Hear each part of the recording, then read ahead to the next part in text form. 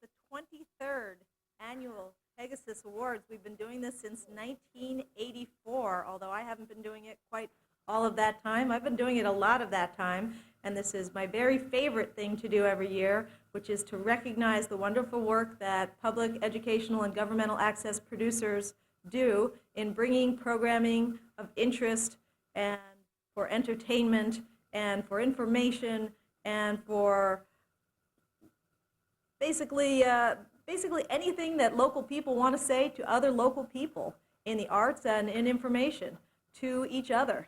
That's what public access is, and we're here tonight to celebrate the people who don't get any money for it. They don't get any real recognition. They don't get big sponsorship deals. They don't get 50 million Nike sneaker contracts. Then they don't get big billion-dollar salaries. What they get is the satisfaction of doing something creative. They get the satisfaction of spreading information that's important to them, and they get the satisfaction of having fun with fun little technical toys like all of the cameras and editing equipment that we get to play with around here.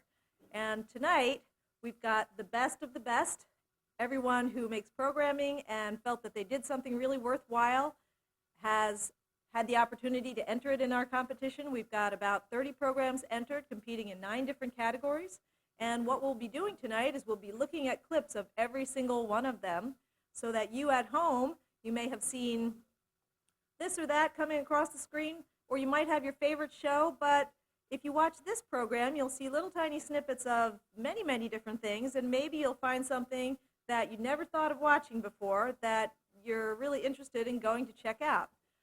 If you want to go and check out when different programs are on PEGASYS, you can look at our website, www.pegasusaccess.org, and you can find our complete schedule and our complete listings. So if you come across something and you think you'd like to see more of it, by all means go to our website and find out when this or that program is going to be on that you saw that you're interested in. We'll be doing a couple things tonight just to let the studio audience understand this is a live program. Tonight, if you're watching on Friday, February 23rd, this will be rerun a couple of times, but if you're watching on Friday the 23rd, this is a live program. We've got a live studio audience, and as they all know, we've packed them in. See, I'm not making this up. We've packed them in like sardines in a tuna can, and they're not complaining because we've bribed them well with little tidbits and things to eat. So they're sitting here happy, and they're all clutching their entry form and hoping that their show turns out to be a winner. How does it get chosen to be a winner? It gets chosen by the grace of 3 wonderful people who volunteer about a half a dozen hours of their time to look at all the programs and evaluate them.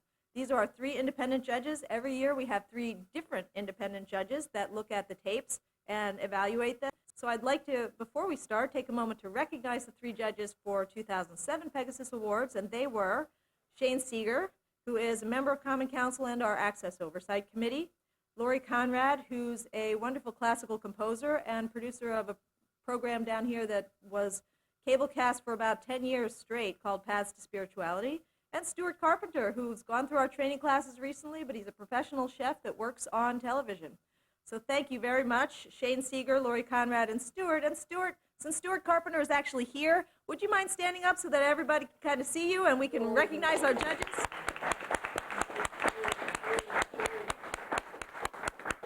Thank you very much. We could not do an awards competition unless we had people that were willing to look at the tape and do the judging. And we're very, very grateful that they took the time to do that. For those of you who are here tonight and you have a program in front of you, what you'll see is that we've got 9 separate categories, and for each category we've got a number of entrants, and each of those entrants are either a P or an E. And P means it's a program that was cablecast on public access, and E means it's a program that was cablecast on educational access.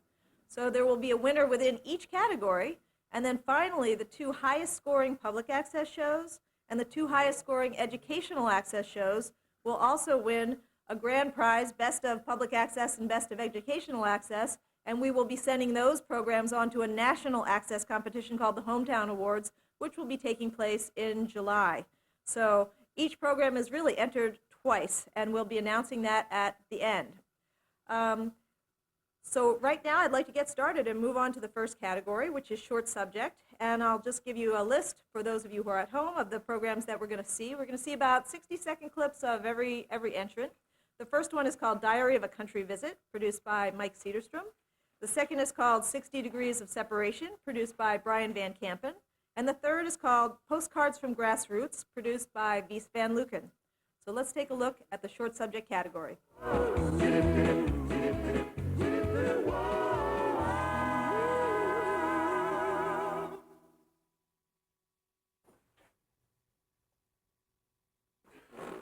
The next morning, I awoke to find myself stranded and alone in the house. Large, it seems, when empty. My hostess is nowhere to be found. Empty. No one here. Empty. Suddenly, a noise from outside. Who or what could it be? I must check.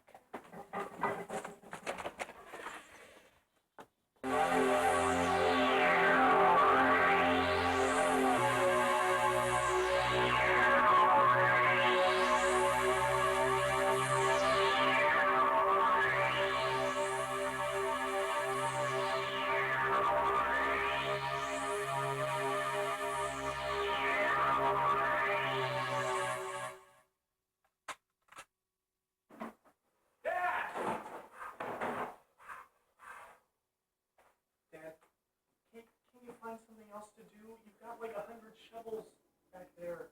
This one was mint. It's got some kind of stain on it. Maybe an oil leak from the car.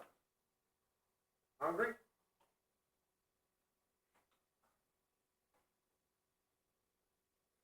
Dad, can we make something else?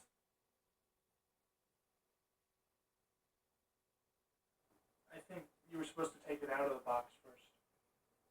I don't know about this stuff. Mother did it all. Yeah, she did. I can learn. Just be patient. One day you might be separated. Dad, I don't even have a girlfriend. It sneaks up on you. You'll see. One day you're drinking milkshakes and holding hands, and the next...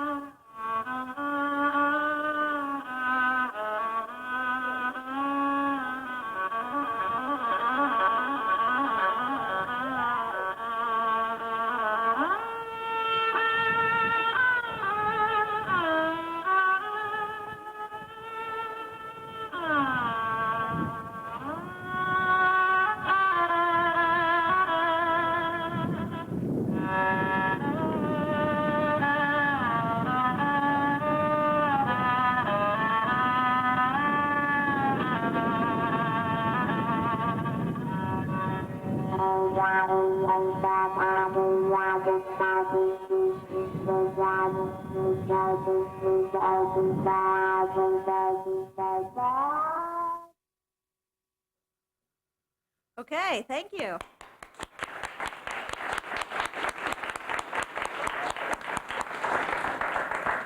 And so let me just explain how these were evaluated. There were content items and there were technical items, and the judges evaluated on both. And then what we did was we averaged the 3 judges together, so we tend to get people with different tastes. Some like one, some say potato, some say patata. And what we end up doing is we average the 3 together, and we get a score based on what the average of the 3 judges like the most. And so what we're going to do tonight is actually show you those judging scores.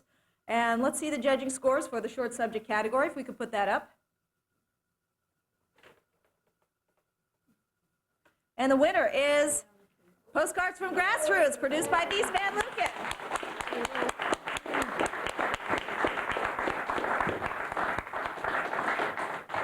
And of course, for Jordan. And Thank would you you. like to speak on both your behalves? Well, I want to thank you for all you do to keep the show going here. And I want to thank Jordan Alexander for the wonderful footage that he provides me with. He's a wonderful camera person. And I want to thank Jim Blizzard for keeping my computers in good working order so I can keep editing. And of course, Hank Roberts for being a wonderful musician and generously letting me film him.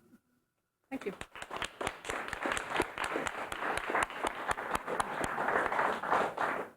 All right. Moving on to Category 2. Category 2 is a fabulous category, performing arts. And a lot of these things are things that were videotaped at events around town. A lot of them are music events or some arts events. There's at least one in there that's a scripted dramatic work. But, and obviously both types are performing arts. But I wanted to just give a special acknowledgement and have the folks at home really think about the fact that if you flip on Channel 13 and you see something that's a local band or a local artist or some sort of local artistic work that appears on television, this is thanks to a volunteer that went out to some event or did an interview or went to somebody's back studio or backstage and talked to them and found out a little more about them and let the life of our local artists out for everyone else to be able to see and appreciate. So we've got 5 entrants in the performing arts category. I'm going to read them off for you before we see clips from each of them. The first is No Idea, produced by Mike Brutvan. The second is The Paper, produced by Sona Ram. I hope I'm not mispronouncing that too badly. The third is Ithaca's Acoustic Happy Hour, produced by Mike Cedarstrom. The fourth is Avett Brothers at Grassroots, produced by Don Baisley. And the fifth is Homemade Jams, produced by Jordan Alexander. So let's take a look at the performing arts category.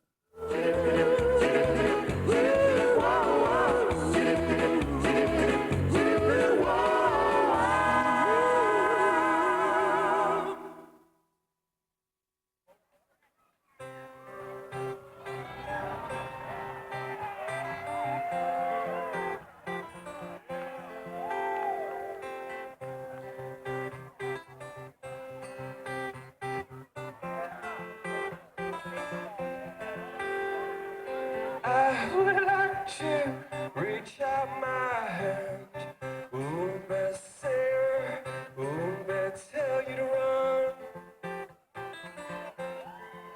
boobity say, boobity well, pick me up with good hand, ooh, say, ooh, tell you to run. Boobity say, boobity well, I would like to hold my little hand. How we will cry, well. 2 months ago, I was dying for something meaningful. I just finished a story on a bar that was shut down for holding midget tossing contests. Well, I had almost had it as a reporter. I was trying to walk in the shoes of William Summers. I was still living in his shadow. I needed something to show that I was a solid reporter. And what does this have to do with Sempra? Donaldson, 96. Samuels, 88. Guffman, 76. Reporters who go after the big story get the big prize. Health insurance, pharmaceutical companies. There had to be something there.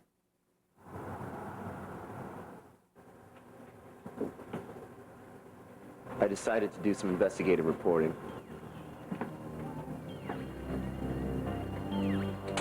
to St. Mary's to have a look at their financial records. I got a tip that someone down there was fudging the numbers.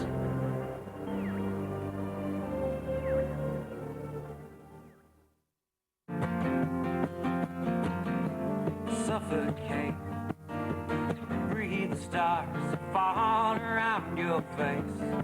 Don't wait, fingers round the phone that brings your name into my ears.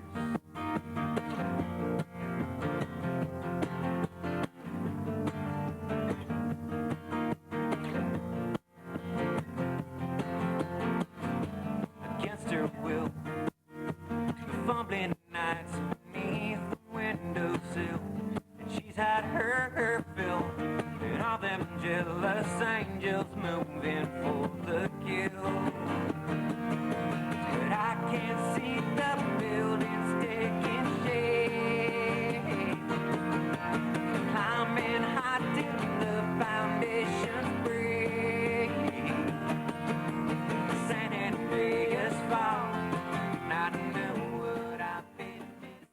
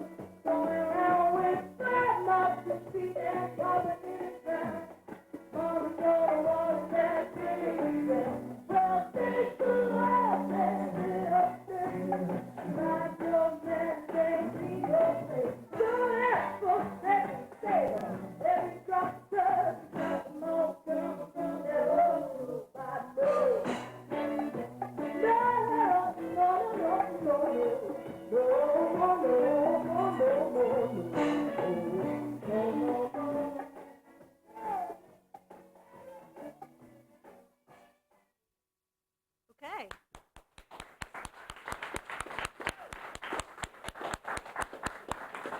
As you can see, Grassroots Festival in Trumansburg in July is a big source of inspiration for Access producers here. It's a great way to see all the music in one place. All right, well, let's move right on to what the judges thought of these 5 selections. If we could put up the judging scores.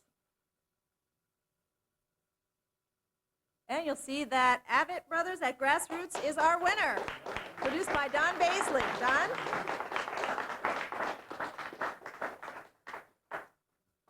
Thank you, Laura. Thank you.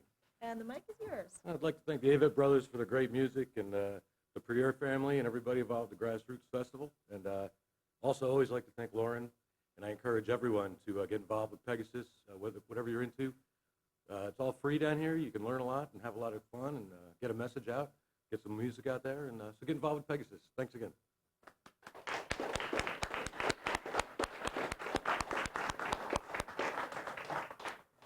All right, now we've reached the category that is definitely the most fun in our competition, which is comedy variety.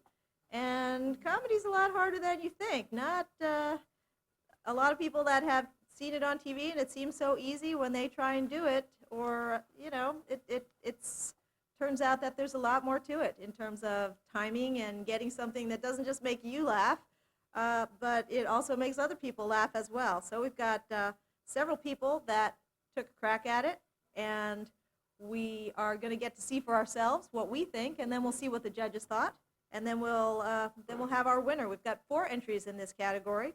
That Damn Gay Show, produced by Gary Tracy. The Week Tonight, produced by Michael Delhart and Kyle Jameson. DP Show, which sounds like a certain pizza parlor that I know around here, familiar somehow, produced by Michael Crossan-Sills and Michael Cetera and John Cartwright, is that right? James Cartwright? Okay, and James Cartwright. And then finally, Talk Zone, produced by Adam Tierney. And we'll see clips from all 4 of those. Let's take a look.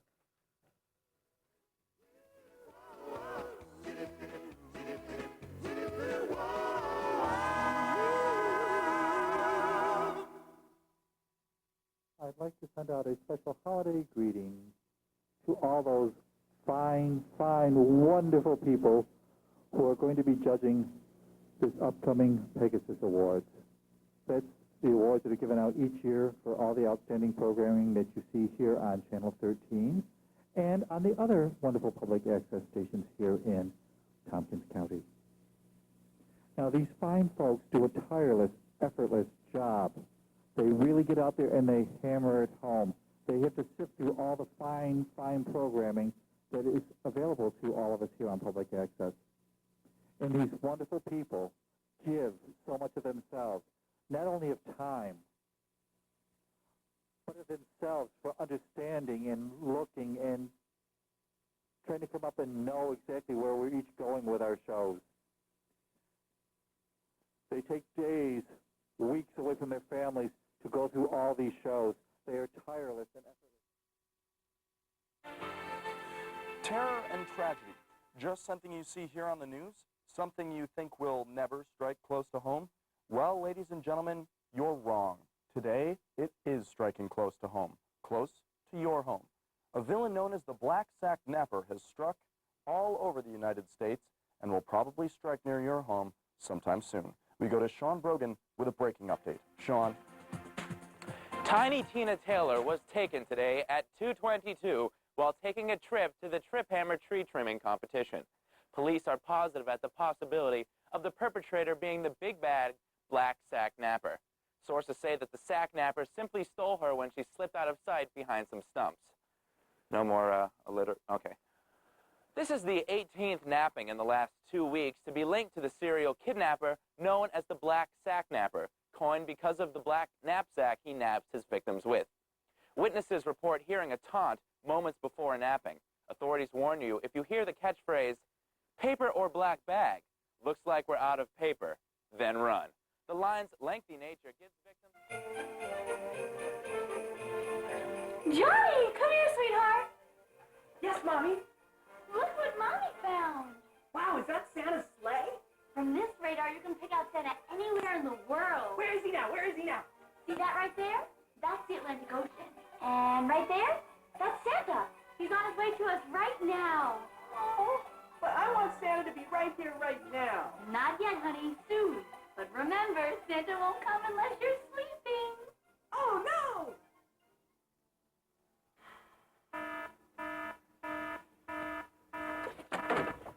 Oh, my God!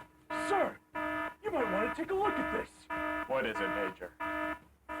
Oh, it's an unauthorized flying object heading right for the Long Island coast. It might be some kind of terrorist attack, sir. Let me see. Well, Long Island's had a good run. What else is over there? Jersey, some parts of New York. Well,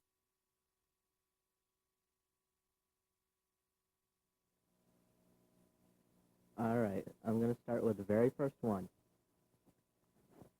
How is it in the afterlife?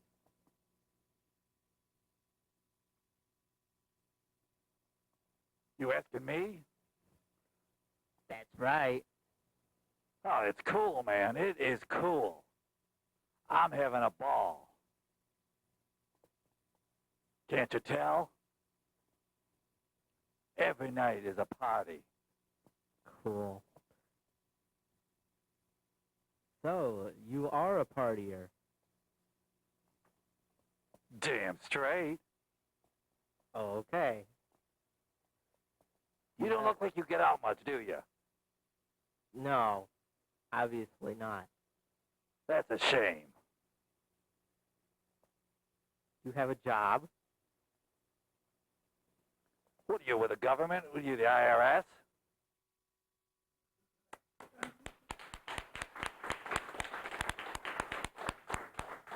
Well, as you can see, comedy takes many forms, and we're really lucky to have people that go to the effort and use the creativity that's required to make the rest of us laugh. So I'm sure you enjoyed those clips. Let's see what the judges thought of the comedy variety category.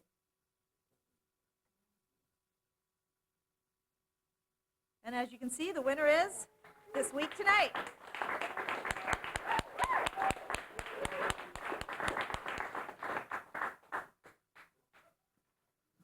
Produced by Michael DeHart and Kyle Jameson. I think I got it spelled wrong twice. I'm sorry. And you're Michael, right? Yes. Okay. Congratulations. And we've got certificates for your crew. Besides you and Kyle, we've got, could you pronounce that for me? Lucian Debergar. Okay. And Ashley Bockheimer. Ashley Bockheimer and Ron Cayley. Ron Cayley. And Oh, also Beth Maurer, who's in the back. And anybody that's with the crew, if you'd like to come up front and share in the glory, that would be great. And you're welcome to say a few words when you get your crew up here. Cool. I don't know, it's really cool. We didn't even know this was going on until tonight, so I'm really glad we found out. We got a chance to come down. And it's cool to see what it's like over downtown rather than being up at the college. Thank you very much. Thanks, guys.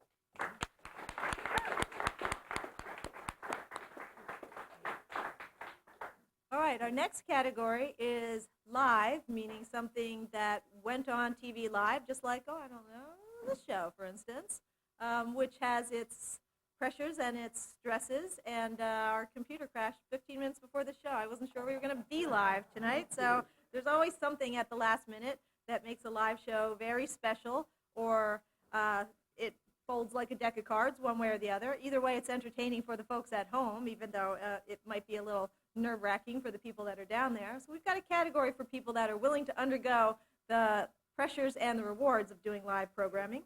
We've got two entrants in this category this year. Sports Final, produced by Luke Utaro, and Right Angle, produced by Mark Finkelstein. And we've got clips of both of those to take a look at now.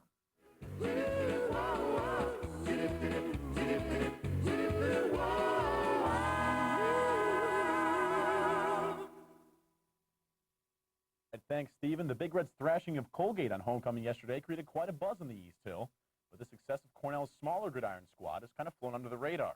The Big Red sprint football team put an undefeated 3-0 record on the line against Princeton under the lights on Friday night in part of homecoming at Sholkoff, the 175-pound and under version of 11-man football. Cornell's defense, huge all night long. Candabaros under pressure. What a pick by Jason Remillard. Takes it in for the score. That was the first touchdown of the game for the Big Red. They go on top 7-0. Up 13-0, Candabaros. He's under pressure once again. Underthrows his receiver. Ian Murray steps in front, picks it off, takes it back 44 yards to the score. 20-0 CU. They win 35-0. Sticking with Cornellians that like to hit people, the men's and women's hockey teams are gearing up for a new season with a whole new look. Of course, the classic red and white uniforms will be the same, but the players wearing them will not. The men lost 9 letter winners, including 3 underclassmen to the NHL, while the women welcome 8 freshmen to this year's squad. Liner Rink has a new look too, although some of the renovations will not be visible to the public. And here's a Again, there are so many different programs under the umbrella of America Supports You. I wonder if I could invite you to describe some of the specific programs. And again, for viewers at home, you should know that if any of these programs sound of particular interest to you, there is a way for you to get involved. And in fact, that is really what America Supports You is all about, giving you, the citizens of our country, the chance to get involved with supporting our troops. So might I just invite you to describe perhaps a handful of the different programs that are available? Sure, I'd be happy to. And if folks go to America Supports You and click onto our website, you'll see a button that says Make a Difference, and you click onto that button, and it will take you to about 17 different categories of ways you can help. So maybe you want to write a letter to the military. you'd like to send an email. You could donate phone cards or send care packages. We have groups that are building homes for injured troops and other organizations that are reaching out to military families and providing bills. And so on our website,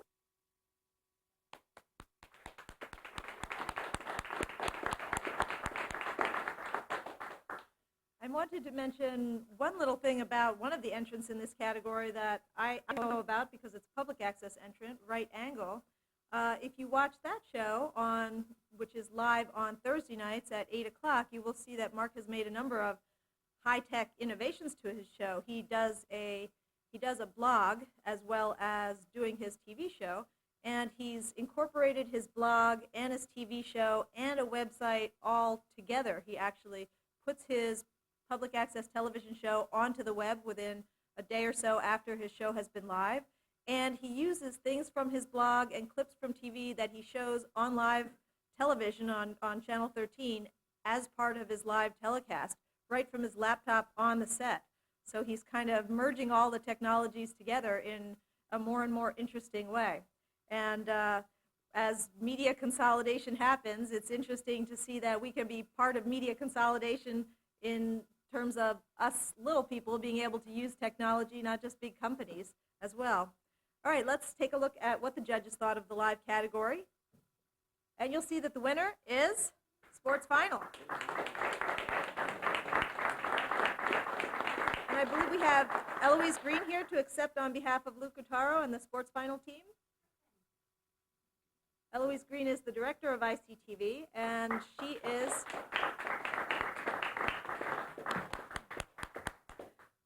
the person that makes it possible for the students to do all of the 30 hours a week of programming that they're able to put onto Channel 16 during the school year. So, Eloise? Thanks so much. This is really great because Luke's in Los Angeles and couldn't be here, so he worked really, really hard covering local sports for the community. Thank you very much. And we'd just like to mention the people that worked on the show: Josh Giordano, Joe McCormick. See, I can read these because I can pronounce this group. Andrew Steele and Luke Guttaro himself. And thank you very much. Thank you.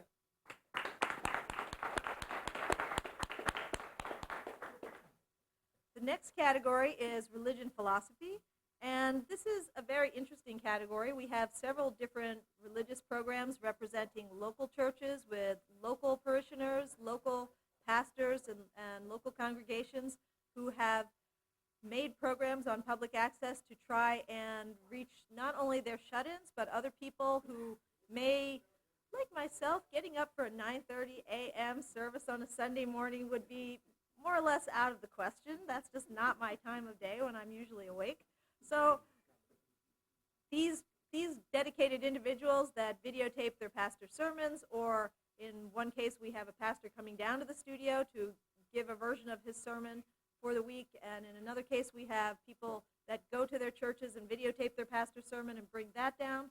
And in one of the cases that's entered here, we have some very, very creative folks that, well, you'll see exactly what I mean when I say very creative in the entry that they've submitted for this category tonight. Our entrants in the religion philosophy category are How Do You Spell Presbyterian, produced by John and Elaine Weiss, and Hour for Christ, a very long-running show here, one of that's been running for, I think, as long as we've been doing the PEGASYS Awards, produced by Reverend Ronald Benson. So let's take a look at these two entrants.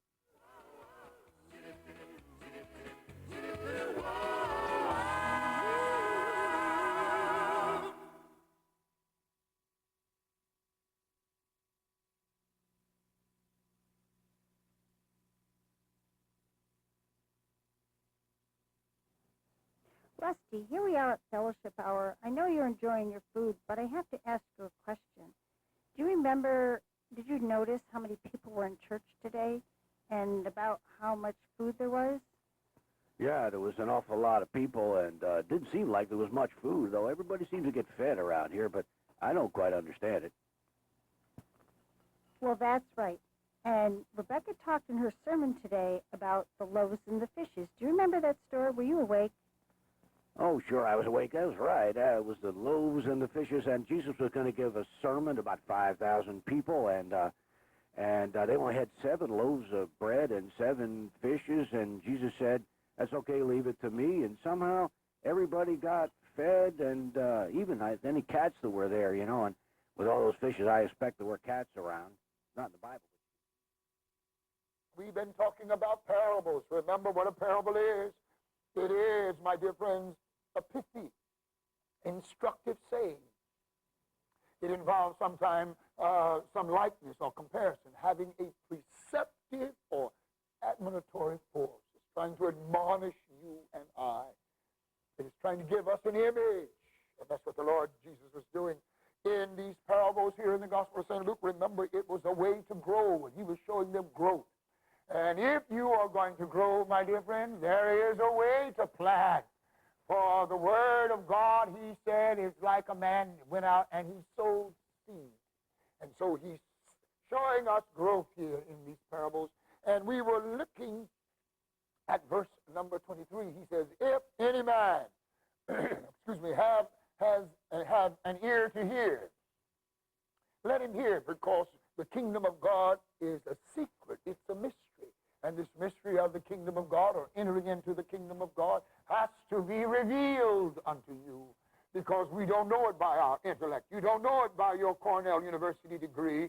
You do not know it by your musicology that you received from Juilliard or Ithaca College. You only know him when you come to God as a child, my friend, knowing nothing. Then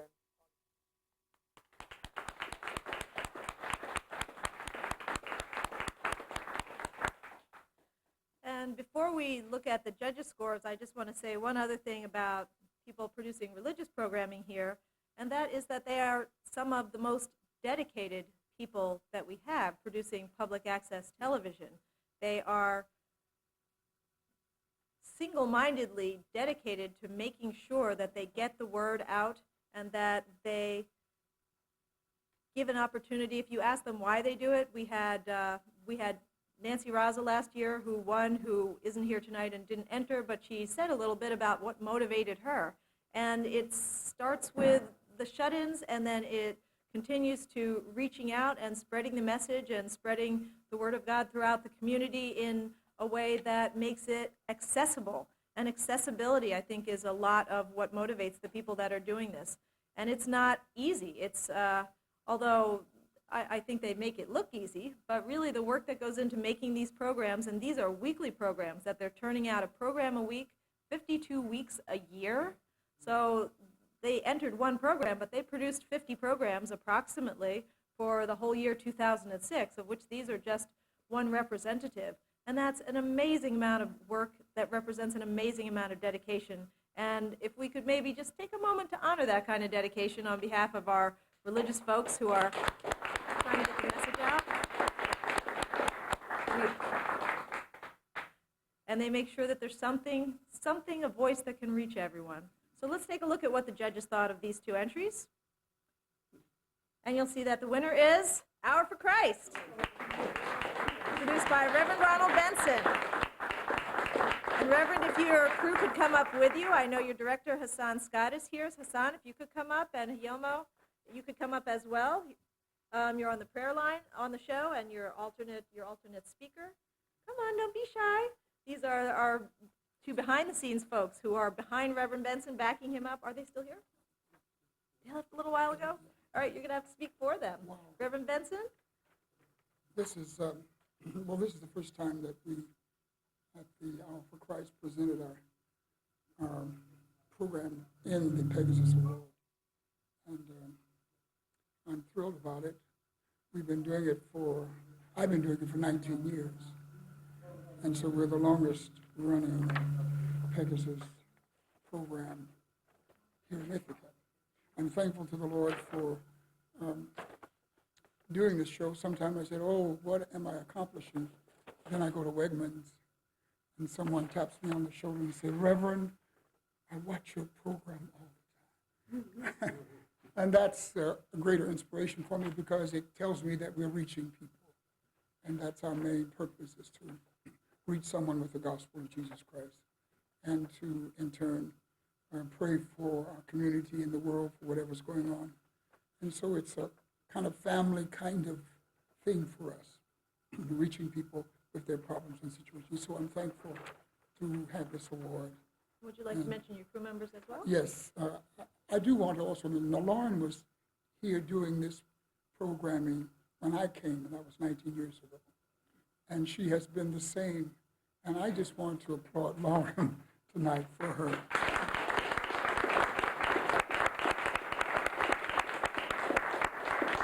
All that she does, all the help she does, she's a great inspiration for us. And I want to also thank our director, Hassan Scott and Jamal Halton, for their dedication to our program, because it has been a labor of love, and you don't find people who want to help you do a labor of love that are so faithful. So I'm grateful for that. Thank you again, Lauren. Congratulations.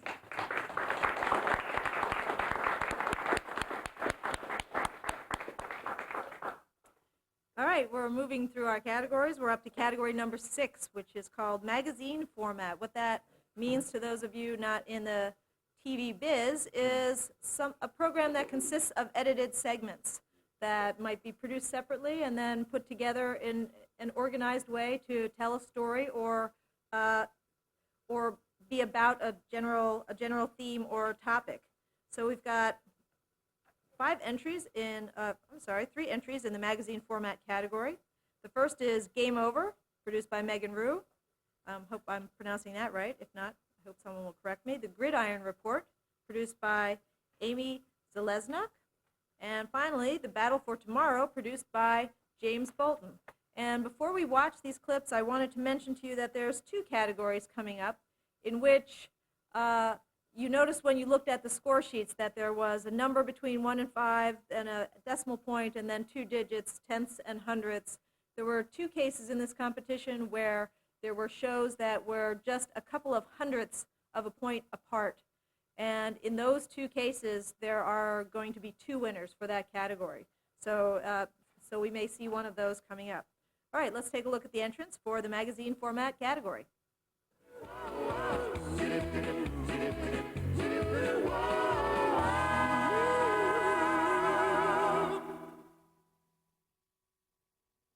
The most controversial game ever released has finally hit the markets. Getting more media in a year prior to its release, this game seems to be a very high standard to live up to in order to make it in the video game world. Yes, I'm talking about Rockstar's newest game to date, Bully. If you haven't heard, Bully is a game about an angsty 15-year-old boy named Jimmy, or James by superiors.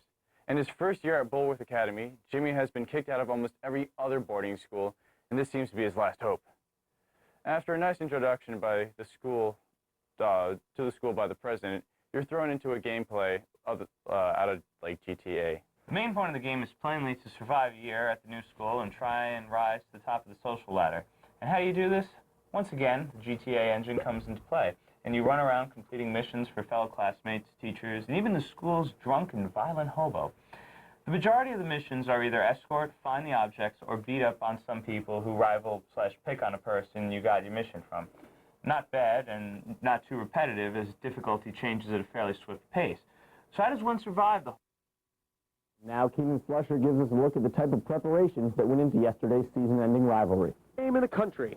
Ithaca College and Cortland State will battle for the Cortica Jug for the 48th time to finish out the regular season. The fans are excited, the players are ready, and the coaches have been working the entire week to focus their teams. I would tell you that we had a very good practice yesterday, so I would say by Tuesday, somewhere between there, the focus is coming in, and you know, and the tempo will continue to pick up as the week continues to move along to what this game means and represents to each player. Coach Welch believes that the key to this game for the Bombers will be sticking to the game plan that has been successful all season. We gather a game plan. You know, it's going to be typically the same thing. They're probably going to. It is the best defense that we'll play all year, at least from what we see.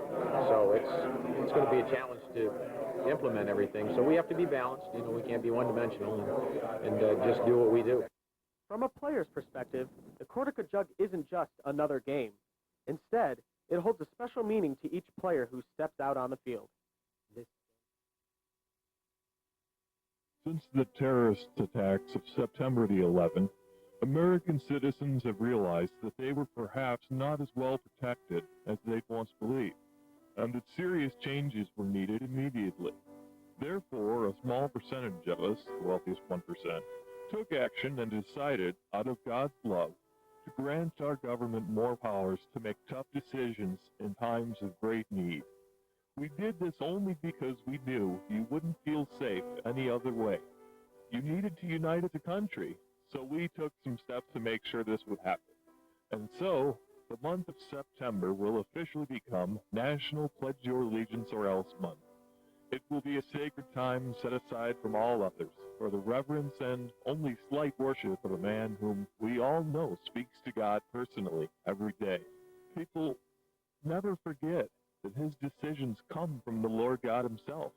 So, with this being the case, we've decided that during the month of September, from this moment on, we want every man, woman, and child to recite the Pledge of Allegiance at least 5 times per day, facing the White House, hands over your hearts with passionately devoted looks on your faces until the first day of October. When the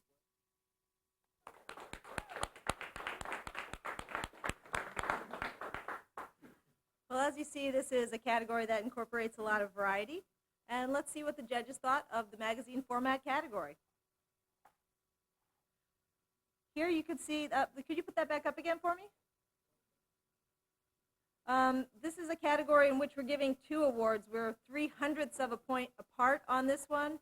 And so we will be giving awards to both the Gridiron Report and to the Battle for Tomorrow. So if we could give a hand to both of those people. The Battle for Tomorrow is produced by James Bolton. James, I know you're here. If you could come up. And the Gridiron Report, I'm not sure if the producers are here or if Eloise will be accepting on behalf of Megan Rue. But James, this one's got your name on it. And Eloise, if you're coming to accept on behalf of Megan Rue, this is for, for Amy Selesna. I'm sorry, I misspoke. Megan Rue was producing Game Over. I misspoke. This is Amy Selesna who's producing the Gridiron Report. And if, James, you haven't had a turn to speak in front of the microphone, if you'd like to say a little about the interesting clip that we just saw in the show, and what was that cardboard box guy? Oh, my co-host, Moshe, is a robot from 800 years in the future, so he couldn't be here tonight. He wanted to be, but I tried to talk him into it, but he's not good at doing live things very well. And my brother couldn't be here, but he was my technical director and co-creator and everything, so he should have been here, but he's not here tonight. But Connor. Yeah, Connor. That's my brother. And he'll be happy that we won. That's great. And I want to thank Lauren, because without her extending all the deadlines and giving us all breaks, because we were slackers, but I want to thank Lauren and my wife for putting up with all the weird voices that she heard on the computer all day and the lack of time I got to spend with her. And this is nice. Thank you very much. It's nice to have an outlet for my insanity.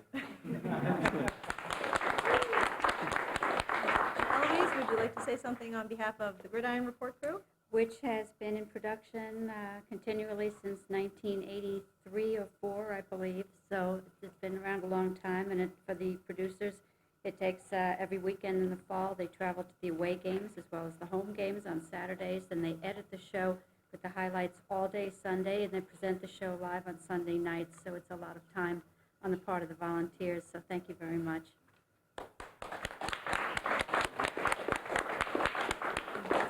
This is for all of the people that work on this show.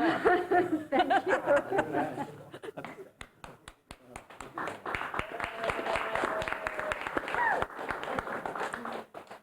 All right, now we're on to the category that is the second large grouping here, public affairs. I always like to brag about the public affairs category because Ithaca is so full of people that are interested in political events and political speech that we are never at a shortage of programs that are expressing political points of view. And since free expression of political points of view is why public access was created, I kind of think that it's a feather in our cap that we've got people that are so serious, and we've got a lot of people that really do not agree at all, and all of them can live happily on this channel. In fact, I chose clips to just show you the completely disparate points of view, all of whom kind of rubbing shoulders and sharing the channel quite happily, despite the fact that their opinions are really very diverse. And that diversity of opinion is not something that you can find on all of the other channels on the dial. So it's a good thing about public access that everybody's view gets heard. I'd just like to read off the entries for the public affairs category. The first is Oh Dear, produced by Mike Brutfan. The second is Nature Nearby, produced by Tony Ingram. The third is Political Point, produced by Will Metro. The fourth is Amnesty International Ithaca, produced by Vies van Luken. And the fifth is Ithaca DSA Presents, produced by Teresa Alt. And we've got clips of all of those for you to enjoy now.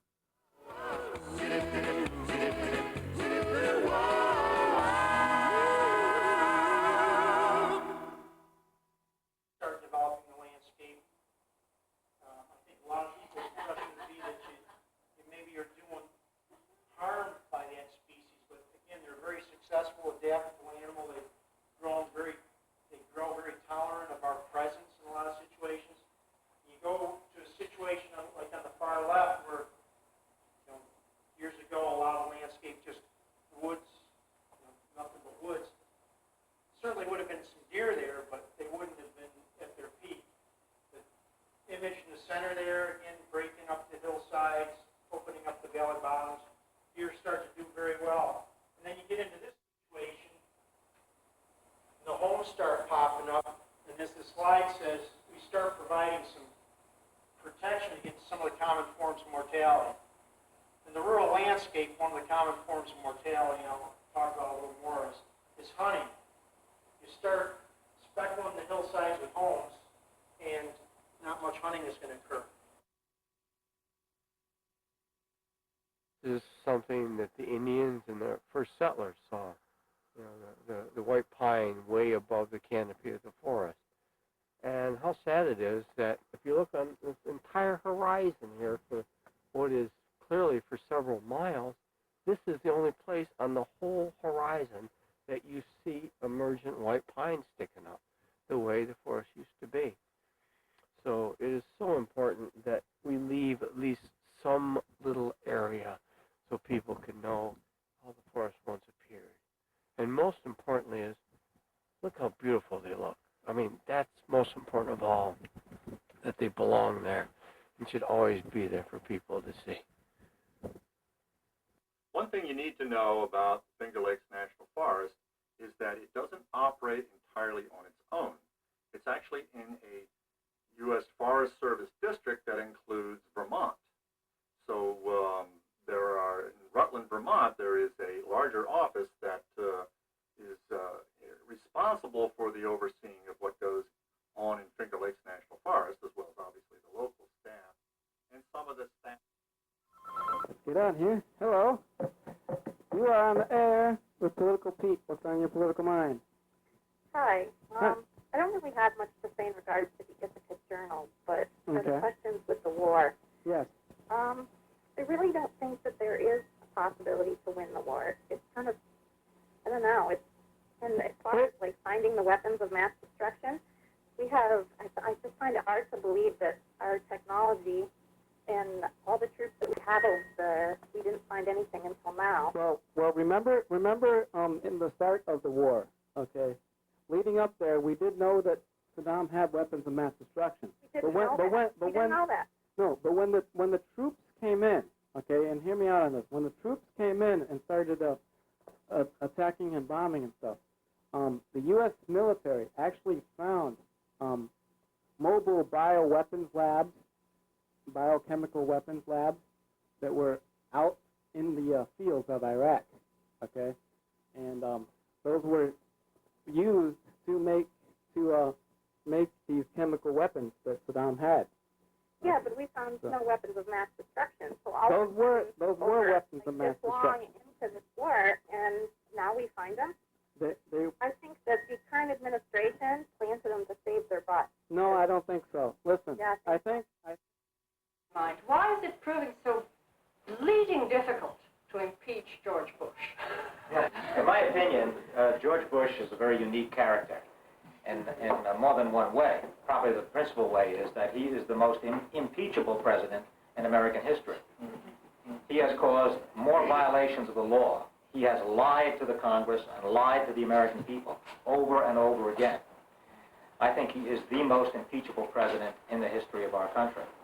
But impeachment proceedings must begin in the House of Representatives. The House of Representatives is like, the beginning of the legal process. They have to determine whether or not the person who is the subject of the impeachment process is in fact should be impeached if they violated the law. But that's not going to happen so long as you have what I described as a kind of a monolithic Congress, a Congress with a rubber stamp, just adhering to the administration. This Congress has not done anything that a responsible Congress should do, in spite of the fact that it's very clear that this administration has violated the law flagrantly, over and over again. And that was the environment I grew up in. And as a child, working in the fields, et cetera, what did you hope for your future? Well, I remember being so isolated, desolate, and hopeless. You knew you had to work because you had to eat, and everything was piece rate, so there was no hourly guarantees. So if you wanted to have food, you had to work, and if you didn't work, there was no pay. And you look down those long rows of whatever it is that we were working on. The only future really was that there was another road just like that waiting for you when you got done with that one.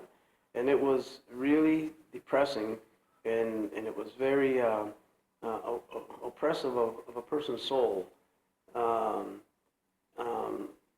And it's that hopelessness is probably something that that's very hard on human beings. And if you couple that with exploitive experiences, when they cheat you of your wages and you get verbal tongue lashes, the demeaning of the human spirit, you're literally oppressed. And it's the thinking of how to get out of it when there's no allies and there's no place that you can go to.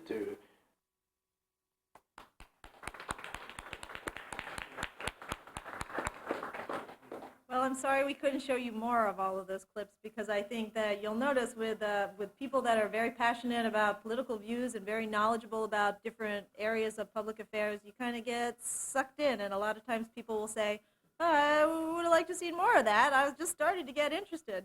Well, a number of these programs are series that are on every week. The one that was the end, the last one that we just saw, Ithaca DSA Presents, is on every week. You can see on our website our schedule when you can find it at www.PEGASYS PEGASYSACCESS.org. And you can look at the weekly grid and find out when the weekly series are on. Amnesty International Ithaca has been replaced by a new series called Over the Shoulder, and you'll see that on the grid as well, which also concerns itself with political affairs, produced by the same producer, Wies van Luken. Political Point is on every Monday night live, and the part that you saw where the host, Political Pete, was interacting with a caller, he has an open phone line for political debate and discussion every Monday night. And so these are 3 weekly series that you can catch if you're a little bit intrigued any week that you like. The other 2 were special events or special topics that the producer chose. So they're not on every week, but they do produce shows intermittently on different kinds of topics, and you can always look on our website and find out what's new and what's coming up. All right, let's take a look and see what the judges thought of the public affairs category. And as you can see, let's leave it up just a little bit more. The winner is Nature Nearby.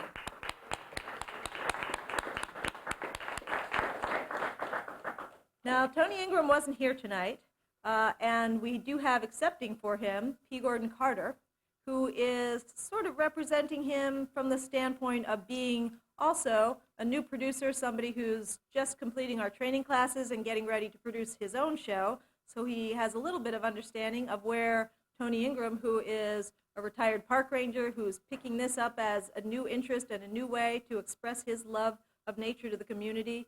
And P. Gordon Carter has an interest in expressing a number of things too, but P. Gordon can tell you a little bit about what it's like to become a producer here at Channel 13. P. Gordon? Thank you. Thank you, Lauren. I'm happy to accept this award for Tony Ingram. It is very difficult to do a show. It takes a lot of time and energy to do it and do it right so that it goes out to all the people and everybody understands what it is you're trying to say. I want to do things on history, the neighborhood, the community, and things of that sort. And so Tony Ingram has done a wonderful job here. And Lauren, she sticks by you and makes sure that you get it right and that you understand everything that you're doing. And I really say hats off to Lauren because she makes the job a lot easier than it really is. So again, I appreciate you allowing me to accept this award. Would you mind holding it up so in case Tony's seeing it at home, in case he's watching at home or sees the rerun, he can see what he won This is for now? you, Tony. All right, thank you. All right, we're down to the last two categories. Not-for-profit organizations is the next, and documentary is the last. I always save the most complicated, really tour de force for last. But before we get to that one, we've got a category called not-for-profit organization or nonprofit organization. And what's special about this category is that there's many not-for-profit organizations in this town that have seen access as a valuable way to get their message across about the services that they offer to the community. So we're always delighted to welcome not-for-profit organizations down here to tell us about what they do and let people know about their services and why they're valuable and how people can access them. We've got two entries in this category tonight. The first is Starlight Presents, produced by Gary Tracy, and the second is For the Duration, produced by Robin Palmer, in an episode that is featuring the one-to-one program. So let's take a look at both of those entries now.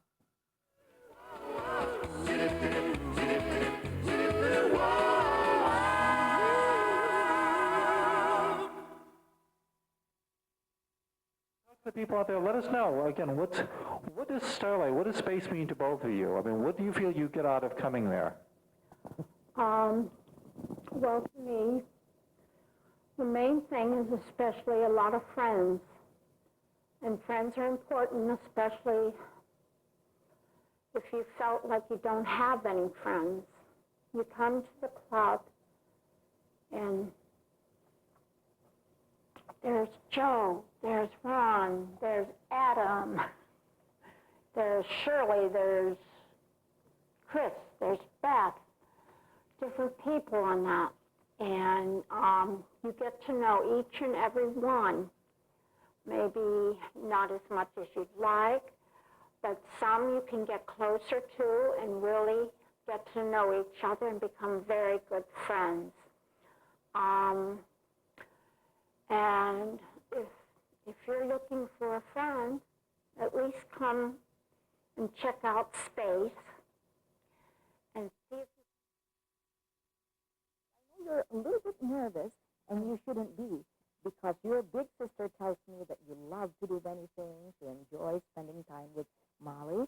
So, and I noticed, let me see, I noticed that you have this beautiful bracelet. And can you tell me a little bit about this bracelet? Mom gave it to me, and it came from Mexico, and that's all I really want. That's all you really want to say. But you know what? It looks so good, and it matches your little hairpins in here as well. Can you tell us what you'd like to do when you are with Molly? Well, when it's the summer, this is what we mostly do. We go swimming at Cat Park. Okay, and? We spray hose on each other. Last part. What about when it's not the summer? What are some things you do? Play inside. Yesterday we were playing this card game, and it was a big, big tie. And I also...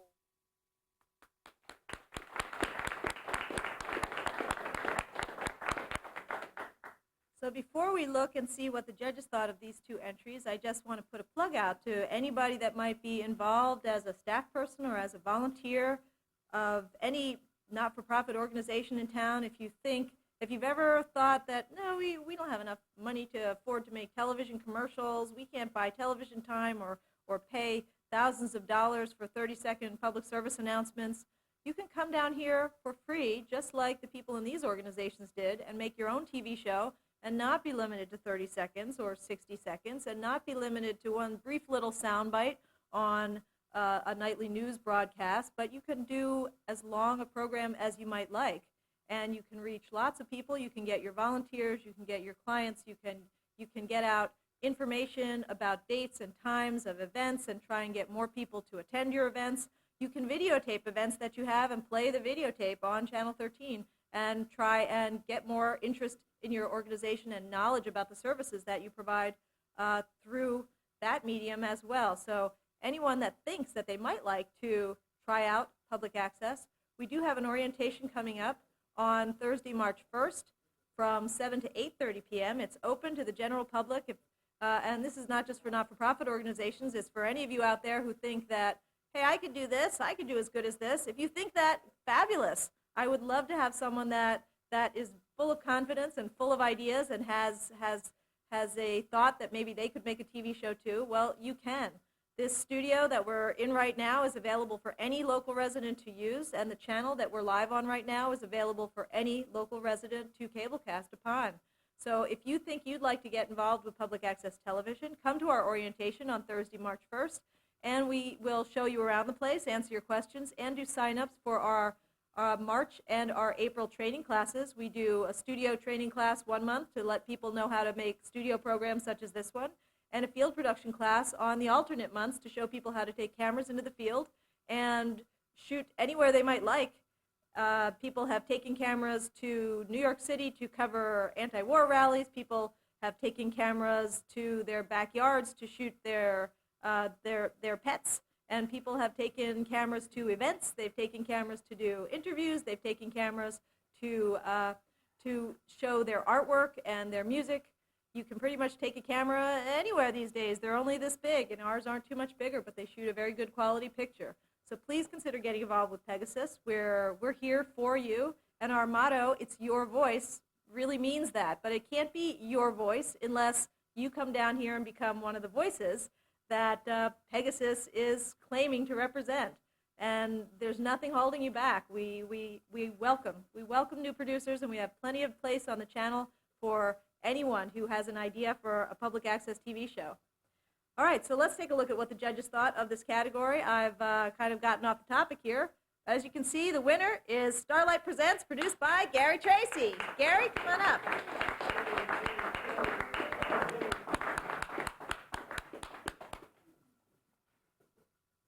It's a long way from the back, trust me. And we'd also like to recognize Beth Jenkins and Adam Tierney, who were helping you on this show. Yes, and they were. if you'd like to say a few words about what it takes to put a show like this together. Well, it actually takes a lot, but apparently it's something that's gotten easier because I just want to say that with the help of Lauren every week, we just recently completed our 200th episode. I've done some research and found out that the show I do this show is Starlight Presents, which is actually because I work for an agency which is the Mental Health Association, which is just suddenly changed their name to the Mental Health America. By doing some little bit of research, I found out that we are actually that I am lucky enough to be the producer, host, almost everything else on the show. Of one of the longest running weekly series in public access that deals with the mental health community. And I said, 200 episodes is a lot to do. And I said, we've been on the air weekly, even when Lauren needs to take time off, which she does need time off like we all do. I've been able to come in and make sure that there are repeat episodes or tape ahead. It's an important voice in the community. A lot of people people in the mental health system sometimes feel that they're isolated. They feel that they're alone. People who do not know that Starlight is actually the Starlight Peer Advocacy Drop-In Center for Empowerment. We are the only peer-run program in Tompkins County where people in the mental health system can come and basically be themselves. And I want to thank the two people that were on the show that day. There was actually a third person, and luckily they cut him out because he was hosting and directing from the control room. And if you heard the voice, you might know who that was, but I'm not going to tell who that was.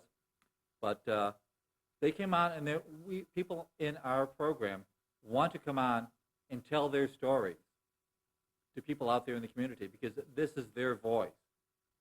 The show actually began almost 4.5 years ago by a person who is no longer with us because once he found out when I began working for the program, the agency that is, that I had actually gone to school for film and television, and the first time I got to use it was actually working here.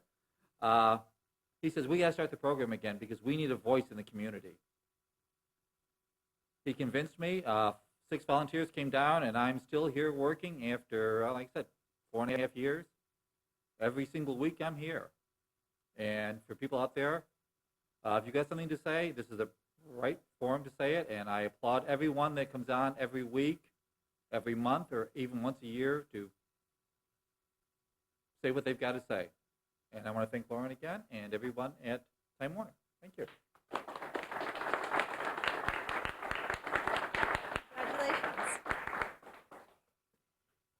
All right, I saved documentary till last because I am so in awe of anyone that can put in the amount of time and effort and personal resources and fortitude that it takes to put together a show of the complexity of a documentary deserves a special place in our program. And there are occasionally times when I have to drop that category because there's just nobody that's done that on a particular year. The fact that we've got 3 entries in this category I think is really wonderful. 2 of them are from public access, so I know a little bit more about them. And I wanted to say, just kind of set them up a little bit and tell you a little bit about them because the stories behind them are so truly remarkable. The first one is called Wagamama, Homeless by Choice, produced by Suann Gamani. And you won't be able to see in a 1-minute clip exactly what is so extraordinary about this program. What the story behind it is that she decided she was going to find out what it was like to be homeless. This is her 2nd documentary about homelessness. Her first documentary, which she produced a year ago, she traveled from one end of the country to another, living in her car and interviewing homeless people all across America and finding out why were they homeless, what was it like, how were they treated, and sort of becoming one of them and being able to tell the story from the inside. In this documentary, Wagamama, Homeless by Choice, she went a step further. That odyssey that she went across country lasted several months. In this case, she spent an entire year living in a van. She left her apartment, she put all her things in storage, she moved into a van with her dog, a German Shepherd-sized dog, her and a dog living in a van, and that's all she was permitting herself to do.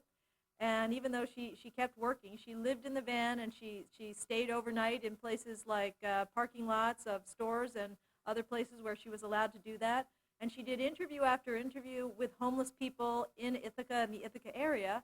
And then she started doing interviews with people providing services for people who are homeless. She talked to Common Council people. She talked to the police departments. She tried to talk to people that were in churches and food pantries and other places to get kind of a rounded picture of things from all sides of this issue. It just was an extraordinary story of immersion. If you think that that Super Size Me, where a guy lived on McDonald's food for 30 days, if that's immersion, think about doing it for a year, being homeless by choice for a year. So you'll only see a little bit, but really what went into it was total dedication. The second program is another story of total dedication of a completely different kind. A woman had a friend with 2 little girls, and they were interested in dog agility, which is when you have your dog go over a little obstacle course. There's little teeter-totters, tunnels, things that they go through, and she was asked by her friend if she couldn't videotape her children as they competed a couple of times. And so she did that, and she made a short video about the one daughter and how she was working as an 11-year-old in dog agility with her adorable little corgi that's this big, climbing on teeter-totters and going under tunnels, this tiny little dog, which which obviously is very different than some of the sheep herding dogs that tend to win all the prizes. But this little dog was a true underdog, and an 11-year-old girl is an underdog too. And it was a charming little video, and we all rooted for her. But Marilyn Rowland, the producer of this video called Dog Agility, A Relative Obsession, started to get a little obsessed herself about it. And she noticed the family was getting obsessed. The mother was doing dog agility with her dog. The one daughter was doing dog agility with her dog. And the second daughter got a dog, the same type. They've all got corgis, and they're going to these competitions, spending every single weekend. And much of their time and free time and money was going to participating in this for years at a time. And she spent almost 6 years videotaping this woman and these two girls and their various series of dogs. And she really didn't know what she was making out of it. When she was videotaping, she wanted to tell a story, but she didn't really know what the story was because she was just going and videotaping. Finally, when she started to edit, she realized that the story turned out to be the emotional growth of the youngest daughter who had a dog that just didn't have an aptitude for dog agility. And so it became very frustrating to try and make her do it. And she became frustrated and she didn't do well. And how she reacted to that and how she grew as a person and how she learned to become a better person and a dog trainer from age 9 to 13 became the center, the heart of the story of how this little girl became a really graceful, capable, competent, and wonderful young woman. And this was a story that just appeared as she followed along with her subject. The race, the third entrant in this competition from Ithaca College, you might have read about it recently in the Ithaca Journal. There was an article about it. And I understand from the producer and from Eloise Green, the director of ICTV, that they were also featured on a network news story recently. And you'll see pretty quickly, we've got a clip that kind of sets it up and explains it itself, but it's sort of a treasure hunt of sorts with different teams competing against each other. And I think the clip will explain a little bit more about what this is about. So with that little bit of setup and background, let's take a look at our 3 entrants in the documentary category.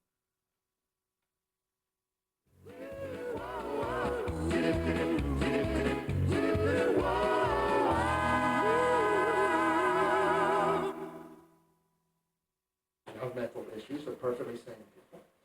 The second one is, while there are, I am sure, many, maybe even most, who need the money, there are others who just do this for fun. This is what they choose to do. Gee, I got the summer off between high school and college. What am I going to do? Well, I think it's a nice place to go. I'll hang out on the commons and bum some money off of people. And the parents are living in nice houses and all that. Some, and obviously, I'm not making a statement that they're all doing it. Some, I have been told, are in that category. I just think people need to realize who their enemies are, and I don't know, like the people that you see on the street, you know, even people that might ask you for money, I mean, they usually I don't know, they're not the real criminals out there. When mostly young people, and not so young people, sometimes, for example, people who clearly looked as if they were medicated would ask for a little bit of money. And I never minded that. I mean, we go to New York City with change and with $1 bills so that we can do that, you know. But when it becomes aggressive, then it's a different story.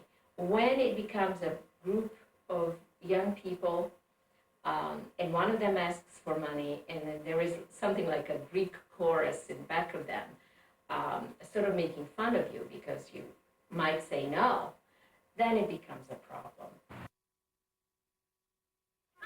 Large, small, very fast, rather slow, excited, calm, sleek, rugged, experienced veteran, confused beginner. Some beginners get carried away.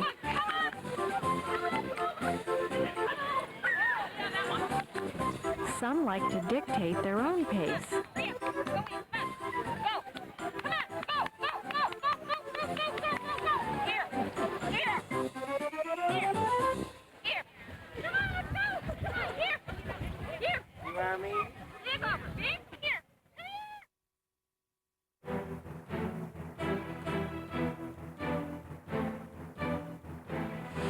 Ithaca, New York. Renowned for its beauty, it is the home of breathtaking gorges, eccentric citizens, Cornell University, and Ithaca College.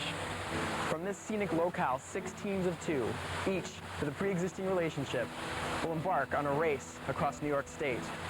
But can these teams stand up to the stress of traveling together across an entire state? Which team will come up with the right strategy? Who will muster the right combination of brains, brawn, and teamwork to defeat their competitors? These are the questions waiting to be answered as we get ready to begin the race.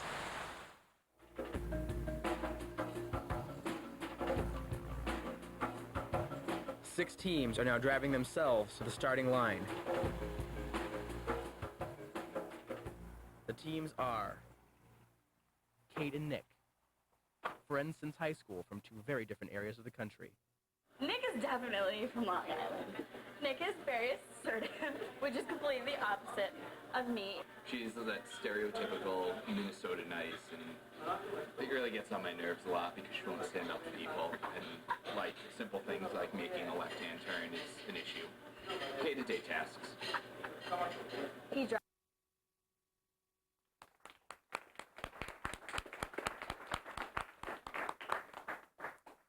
Well, I hope you enjoyed those clips. And when we have programs such as the 2 public access programs, the Bag of Mama, Homeless by Choice, and Dog Agility, sometimes these programs, because they're not related to date or time and they don't get outdated, occasionally we play them extra time, so you may have an opportunity to see these special programs sometime later in the year. But it's time now to find out what our judges thought of these 3 programs, so let's take a look at the scores. And as you can see, this is a second category, if you can leave that up, where we had almost a tie within a couple of tenths of a point, and because of that, and also because we've really got a disparity of resources in our public access producer making a program all by herself and a crew of 60 producing the race, I thought equity demanded that we have 2 awards in this category to both Marilyn Rowland for Dog Agility, A Relative Obsession, and Peter Berg for the race.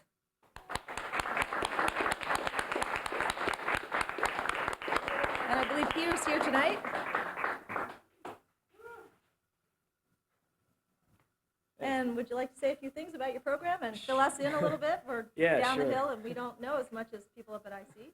Well, the race is our first reality TV show at ICTV, and it's follows 6 teams of 2 as they race around New York State competing in challenges. We had 40 different locations, and it was 4 days long, and the last team to arrive at the end of every leg got eliminated.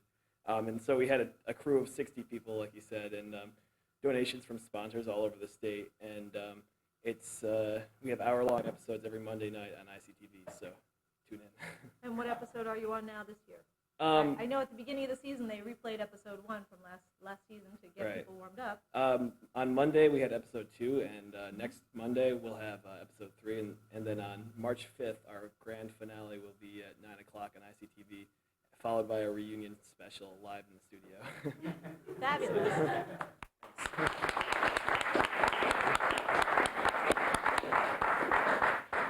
And now as we get to the end of our program, we've got 4 more winners, our grand prize winners, the 4 highest scoring programs in the competition. I think they're not quite all here tonight, but I'd like the ones that are here to come up when I call their names. And then after that, what I'd like everyone who did win an award tonight to come up, because we'd like to end the show with all the award winners on stage, and we'd like to get a group photo of everyone if we could. But let us start with the 4 highest scoring programs, which will be going on to the National Hometown Competition, sponsored by Time Warner Cable. And let's see my list. Oh, I forgot Peter. certificates for all the people that worked on your show. Don't want to forget these.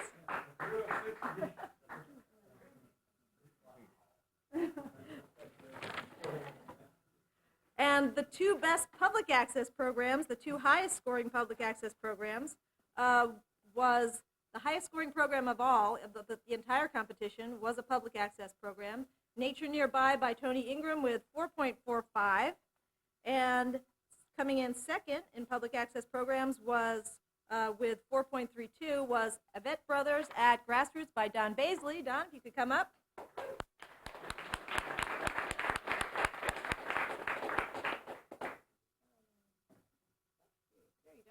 And just stand right up here.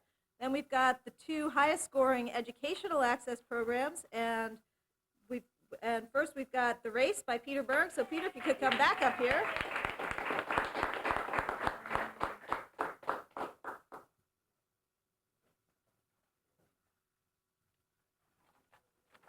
And the second highest scoring program in educational access was Sports Final by Luke Utaro.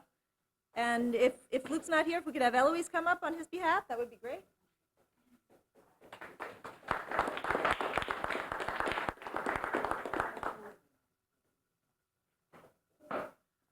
So let me just explain just one moment what the hometown competition is. It's a national access competition that often has as many as 4,000 entrants from public access producers all around the country that will be adjudicated by access centers all over the place. We have frequently served as a judging site ourselves.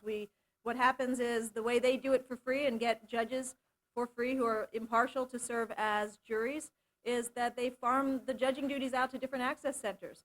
And so if we become a judging center, we get a category, we get a box of tapes and put a judging team together, and we send that on.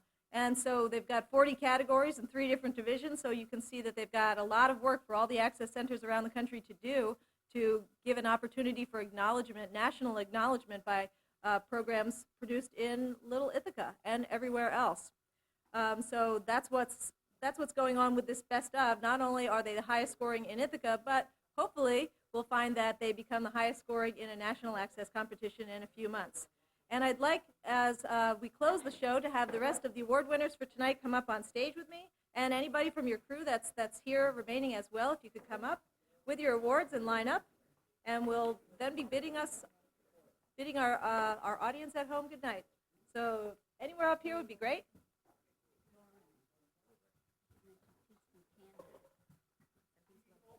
You're from Canada? Wow. Okay, so we're going to move this out of the way.